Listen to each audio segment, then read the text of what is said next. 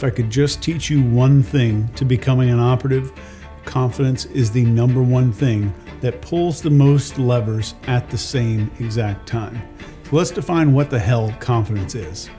Confidence is about comfort, and confidence is about a generalized expectation of positive outcomes.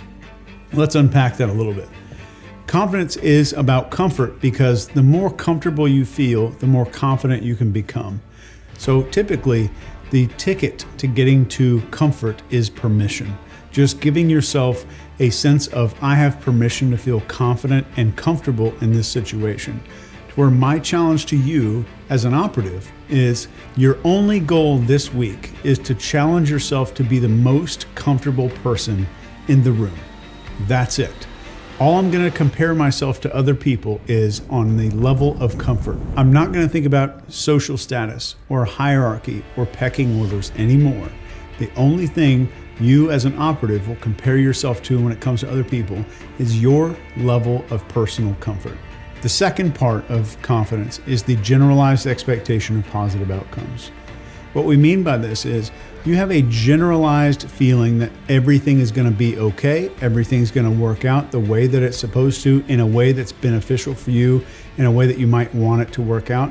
But what I mean by generalized is you're not sure what's going to happen. You're not dependent on some specific outcome. You have a generalized expectation that things are going to work out in your favor, and that's all it takes. I'm comfortable. I generally expect good things to happen. That's the true essence of what confidence really is. I did 20 years in the US military, and a lot of that time was in the Expeditionary Combat Command. There's one saying we say on a very regular basis, and there's one saying that we say especially when it comes to going through gunfighting schools and combat training schools, and that is never let yourself get found in a fair fight.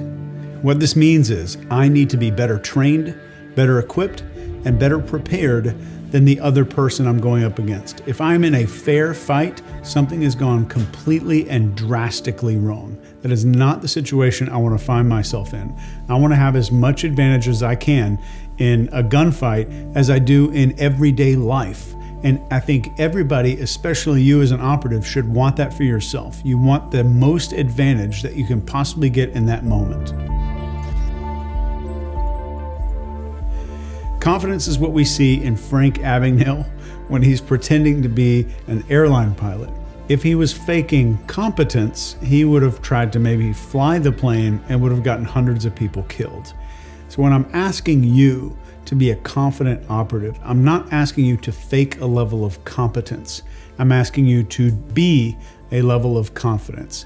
The biggest mistake that most people make when they think about confidence and they think about self-worth and self-identity, self-esteem, is that they view confidence as something you do instead of something that you are. That is the biggest mistake and the most important fundamental lesson that I could give you as an operative. Confidence is something you are. And confidence is going to come to you through a repetitive pattern of you giving yourself permission to be the most comfortable person in the room, and the repetitive pattern of giving yourself the generalized expectation of a positive outcome. So in another example, just so you get the difference between those two, I can go out dressed in a bullfighter costume and pretend to be a bullfighter, but the moment that I'm faking some kind of competence is when I go into the ring and probably get killed trying to do that. So when it comes to permission, I want to give you a scenario that I think is going to change your perspective on this for the rest of your life.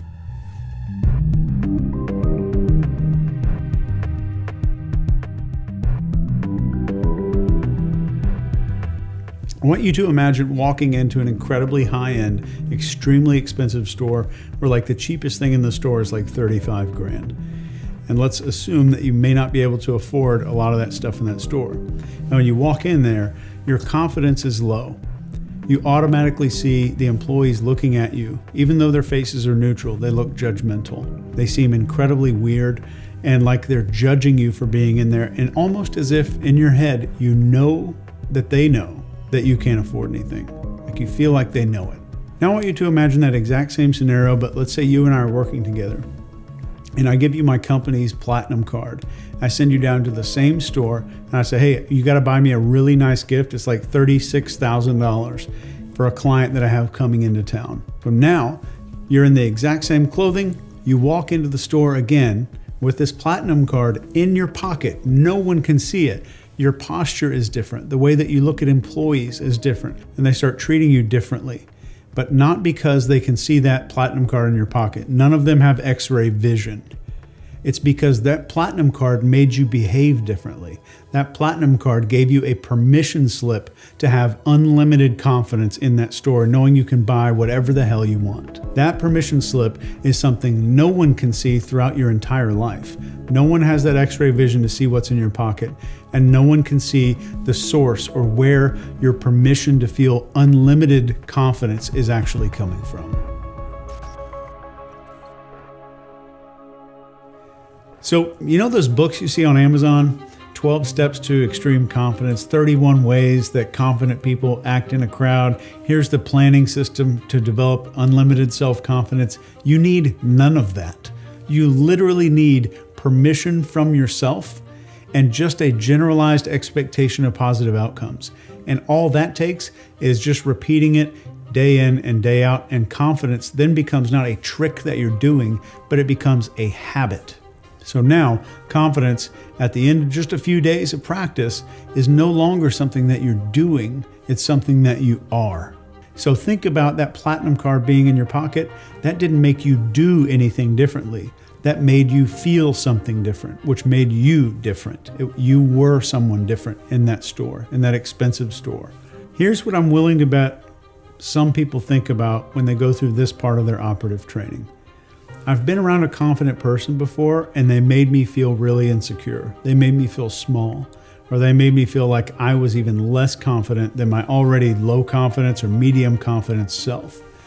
Here's what I want to tell you about genuine, true confidence as somebody who's studied this for 25 years, both as an interrogation expert and a neuroscientist. True confidence is contagious. False confidence, when someone's doing fake confidence because of insecurities, makes other people feel small. So the number one way to ruin your confidence, to ruin your authority, is to ever think about social status or hierarchy or where I am in some social totem pole.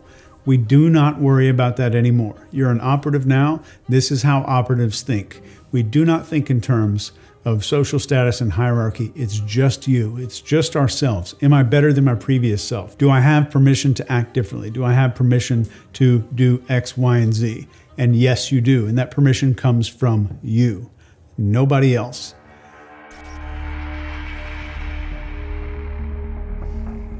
Artificial confidence is rooted in insecurity.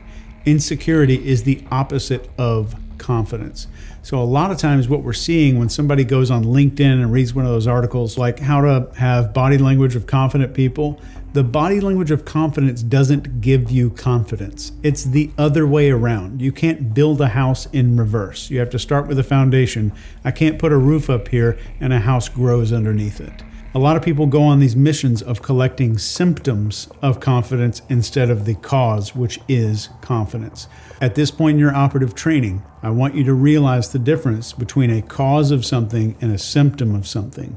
And a lot of people spend their entire lives in search of how do I get symptoms of what I want. Just as a quick example of this, you log on to Instagram right now, you're going to see people flaunting and flexing their wealth with yachts and cars. Those are symptoms of success, symptoms. But then we chase those symptoms instead of the root cause of that success. I call this theory cause blindness.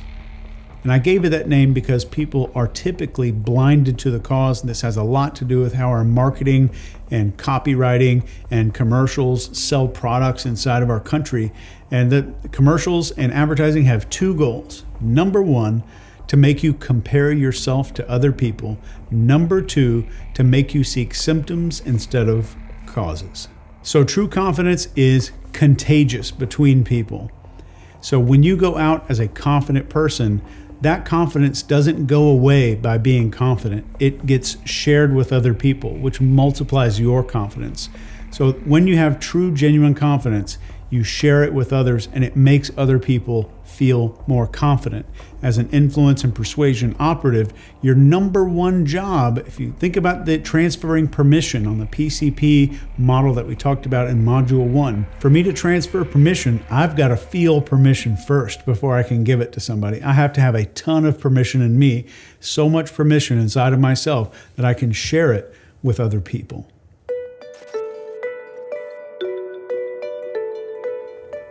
When you are genuinely confident, you carry the weight of 5,000 people behind you. Now let me explain.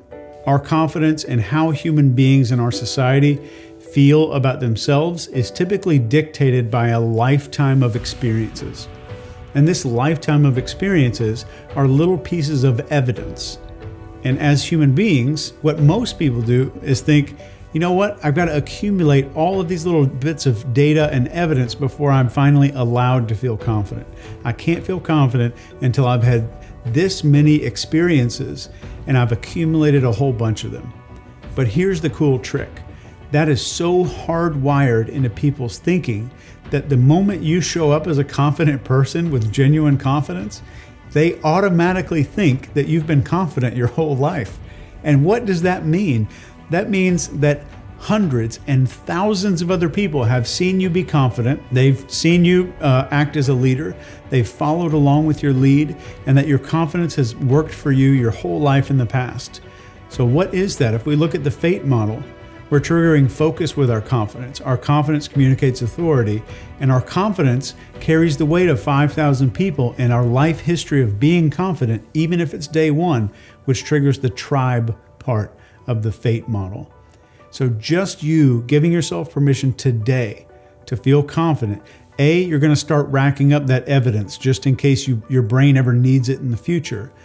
B, you're going to start building that up, and confidence will become a muscle, and it will become something you are, not something you do. You don't need a 17-step list. You don't need some secret confidence planner or confidence workbook that you have to fill out every day. This is what you need. Here it is again. You need permission from within yourself. Remember, nobody can see that platinum card.